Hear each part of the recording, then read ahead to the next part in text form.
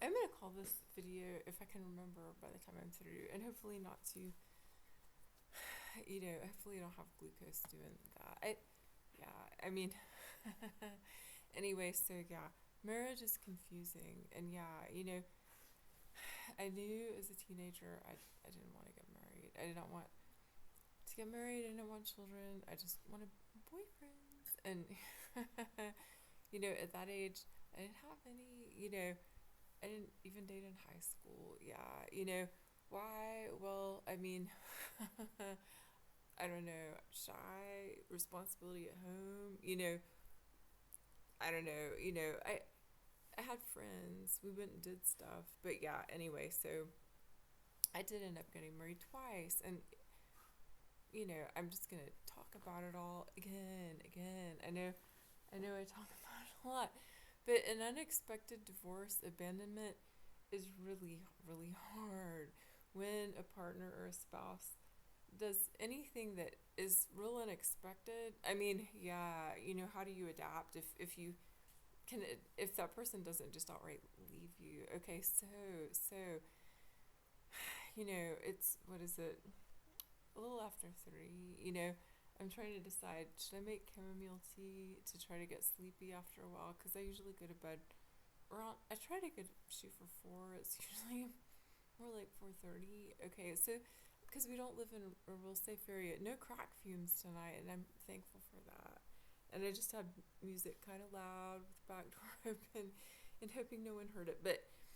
Um, but so yeah. I mean, it's in the fall. It will be 9 years. 9 years, and yeah, and it's just over 7 since the divorce went through. It was unexpected. It was, I could say, unwanted.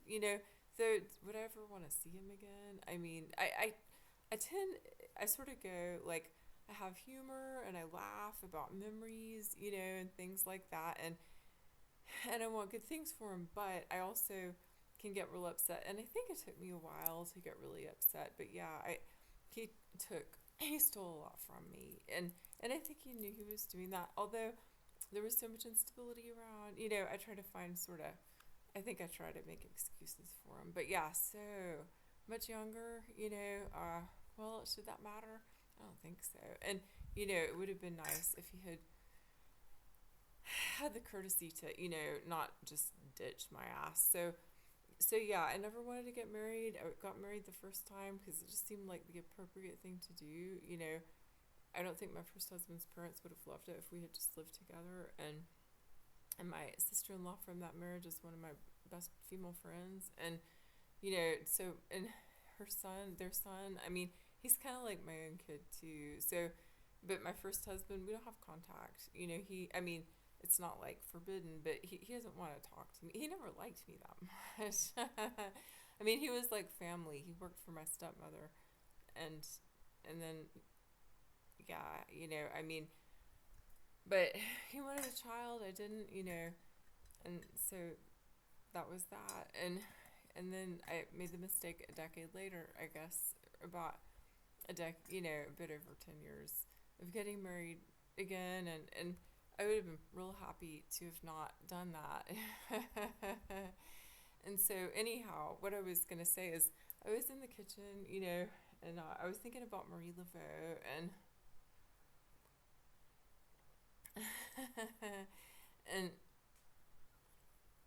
and then I took my tea and I went to sit down in this chair over there. Is it visible? Well, I'll walk over here. So I came over here to sit down in this chair, and I have my tea right here next to it, and I sat down and my finger itched. This finger, my fourth finger, has been itching for a while, and I don't understand it. And when things happen like that, it's like, all right, it's intuitive, but what's the meaning? There was one night I got in bed, and as I was laying down, thought about the person who died in 2022 who I loved very much. And, Would either one of us have wanted to get married? No, I don't think so. He also was childless. We were real close to the same age, and yeah, he died the Tuesday after Thanksgiving, and I dreamed about him. I've talked about this before. Dreamed about him when he died. Dreamed about him when his funeral was held, and I was thinking about him when I got into bed, and it was like somebody twisted that end joint on my finger, and it hurt. And you know, and there are just different times that I feel something on this finger. It will be sometimes it's down here at the bottom. It might be like a burning or an itching. Sometimes, I mean, it's just different places, and I'm like, who am I? What is it? And I actually asked someone for a reading. Can you tell me the meaning? And she said, it's your love life. And I'm like, I don't have a love life. And I didn't tell her that, but when I sat down and I felt that, I'm like, all right, is that him? And I mean, and then I asked Spirit, and I think what I got was no, but I just don't understand it. So thinking about Marie Laveau, sitting down here, putting the tea down, getting an itch on that finger, and yeah, well, what can I say? Again,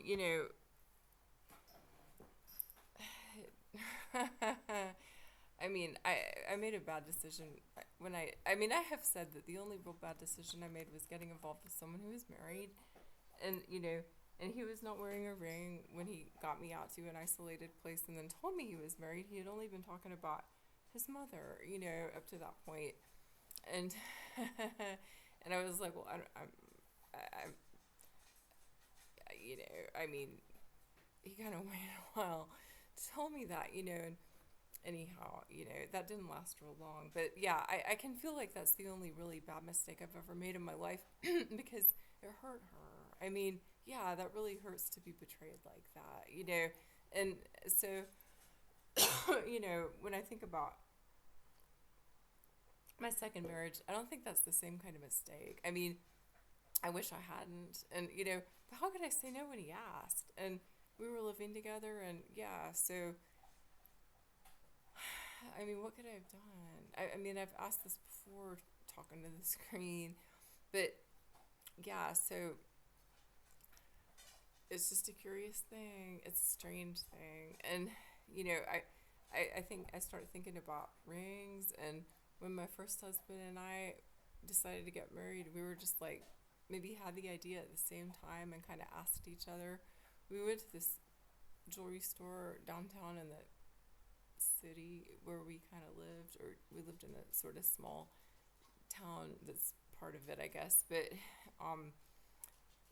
the woman who's the jeweler there, she wouldn't make rings for us. That was strange. But then we went to a little shop next to that and bought, rings for like $10. Got married outside, and yeah, second marriage. I mean, yeah, I wore just another little silver ring, which I, in the past few months, cut and bent and put it with a little green man. In fact, I'll show you. All right, so it's, the battery runs down, but yeah, should I show? I try to be careful with things like this, but yeah, so so back here. So who am I feeling this for? I don't know. And is it someone different each time? What am I picking up on? I know it's intuitive, but yeah, so here's the cut up ring and wrapped in here, and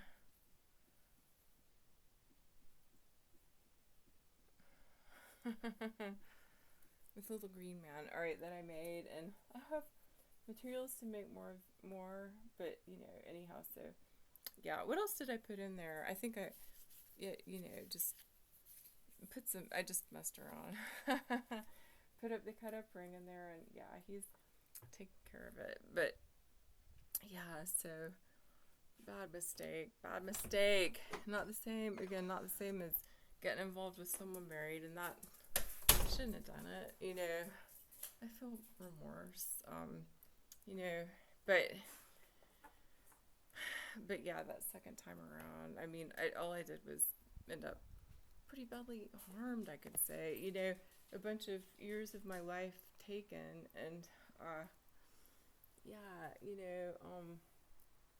what do? You just keep on. But it's hard. I mean, what have I learned? I mean, I've learned how hard that is, an unwanted, one sided divorce, abandonment. Well, I did file. I did not want to be the defendant again since my first husband filed divorce. No fault, 50-50. I've talked about all that before. But anyway, yeah, sitting down, thinking about Marie Laveau, sitting down with my tea,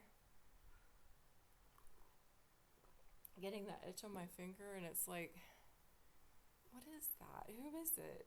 Is someone headed for divorce? Is it, I mean, I don't know. I don't know what it is.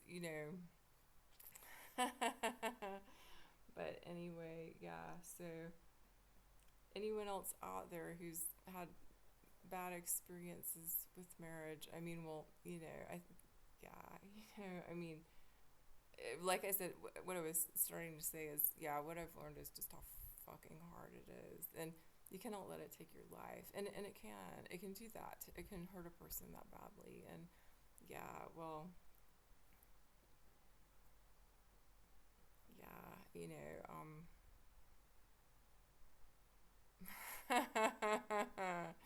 well, just thought I'd talk for a few minutes, and yeah, thanks for listening.